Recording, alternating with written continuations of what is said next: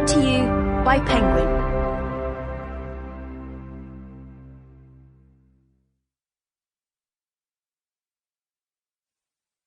The Shadow World, Inside the Global Arms Trade, by Andrew Feinstein.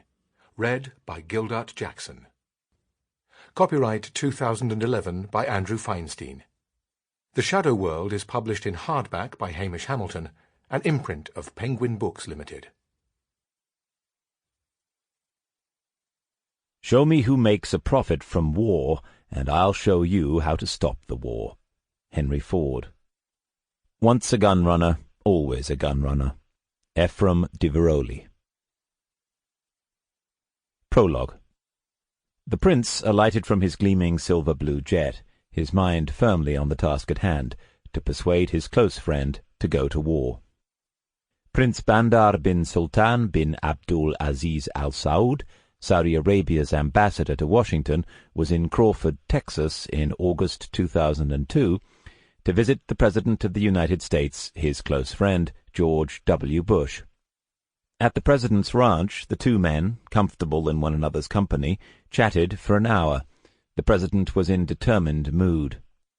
Bandar's exhortation that he should not back off, that he should complete what his father had failed to do, that he should destroy the regime of Saddam Hussein once and for all, gratified the President. Satisfied by their mutual reinforcement, the dapper, enigmatic prince and the cowboy President took lunch with their wives and 7 of Bandar's 8 children. A few weeks later, President Bush met the British Prime Minister Tony Blair at Camp David. The two leaders declared they had sufficient evidence that Iraq was developing weapons of mass destruction to justify their acting against Saddam, with or without the support of the United Nations. Prince Bandar's role in Washington and London was unique. Diplomat, peacemaker, bagman for covert CIA operations, and arms dealer extraordinaire. He constructed a special relationship between Washington, Riyadh, and London, and made himself very, very wealthy in the process. The £75 million Airbus, painted in the colours of the Prince's beloved Dallas Cowboys, was a gift from the British arms company BAE Systems.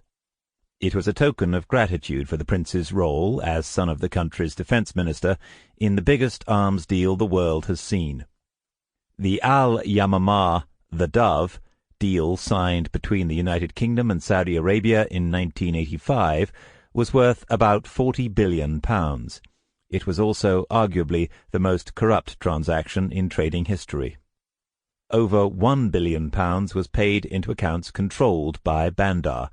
The Airbus, maintained and operated by BAE at least until 2007, was a little extra presented to Bandar on his birthday in 1988.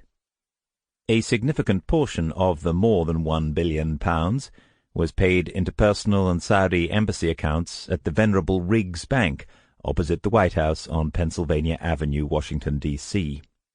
The bank of choice for presidents, ambassadors, and embassies had close ties to the CIA, with several bank officers holding full agency security clearance.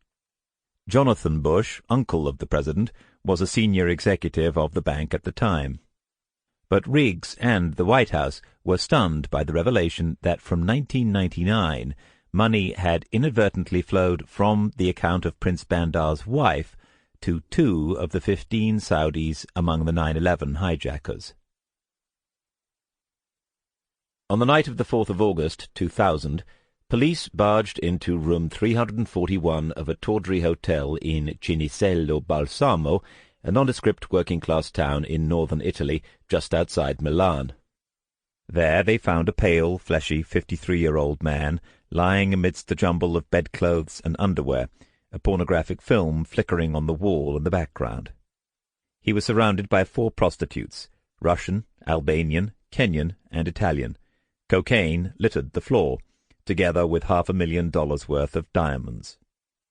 Leonid Minin, a Ukrainian-born Israeli and part owner of the Europa Hotel, used his 2-bedroom suite as a bedroom, office, and den of debauchery. A cursory search unearthed hundreds of pages of documents in English, Russian, German, Dutch, and French. Sample complete. Ready to continue?